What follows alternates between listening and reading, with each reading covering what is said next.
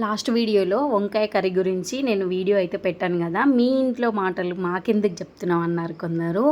ఎందుకు చెప్తున్నావు అంటే నాకంటూ షేర్ చేసుకోవడానికి నాకు యూట్యూబ్ ఉంది, నేను షేర్ చేసుకోవాలనుకున్నాను, అలా అనిపించింది.